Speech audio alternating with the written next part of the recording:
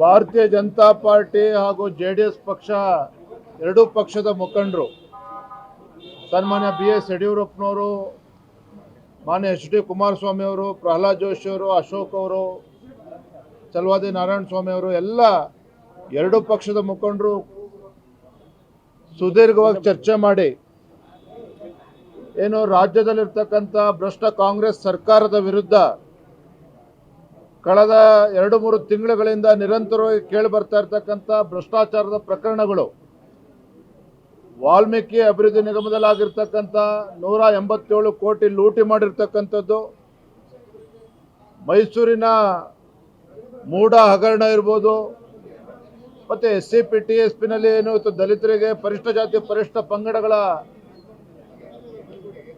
ಹಣವನ್ನು ಕೊಡದೇ ಇವತ್ತು ವರ್ಗಾವಣೆ ಮಾಡಿರ್ತಕ್ಕಂಥದ್ದು ಎಲ್ಲ ವಿಚಾರಗಳನ್ನು ತೆಗೆದುಕೊಂಡು ಬೆಂಗಳೂರಿನಿಂದ ಮೈಸೂರಿನವರೆಗೆ ಪಾದಯಾತ್ರೆ ಮಾಡಬೇಕು ಅನ್ನುವ ಚರ್ಚೆಯನ್ನು ಸಮಾಲೋಚನೆ ಮಾಡಿ ಮುಂದಿನ ಶನಿವಾರ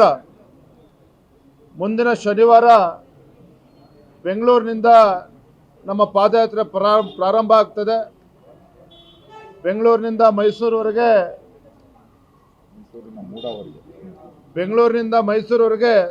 ಕನಿಷ್ಠ 7 ದಿನಗಳು ಬೇಕಾಗ್ತದೆ. ಹಾಗಾಗಿ ಶನಿವಾರ 3ನೇ ತಾರೀಕು ನಮ್ಮ ಪಾದಯಾತ್ರೆ ಪ್ರಾರಂಭ ಆಗ್ತದೆ.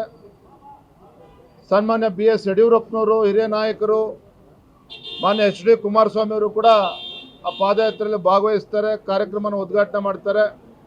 ಮತ್ತು 10ನೇ ತಾರೀಕು ಶನಿವಾರ, 3ನೇ ತಾರೀಕು ಶನಿವಾರ ನಾವು ಪ್ರಾರಂಭ ಮಾಡೋರಿದ್ದೇವೆ. 10ನೇ ತಾರೀಕು ಶನಿವಾರ ಅದು ಸಮಾರೋಪ. ಅವತ್ತು ನಮ್ಮ ಕೇಂದ್ರದಿಂದ ರಾಷ್ಟ್ರೀಯ ನಾಯಕರುಗಳು ಕೂಡ ಬರೋರಿದ್ದಾರೆ. ಹಾಗಾಗಿ ಈ ನಿಟ್ಟಿನಲ್ಲಿ ನಾವೆಲ್ಲ ಎರಡೂ ಪಕ್ಷದ ಮುಖಂಡರು ಕೂತು ಸಮಗ್ರವಾಗಿ ಚರ್ಚೆ ಮಾಡಿ ಈ ಒಂದು ಅಂತಿಮ ನಿರ್ಧಾರಕ್ಕೆ ಎರಡೂ ಪಕ್ಷಗಳು ನಾವು ಬಂದಿದ್ದೇವೆ.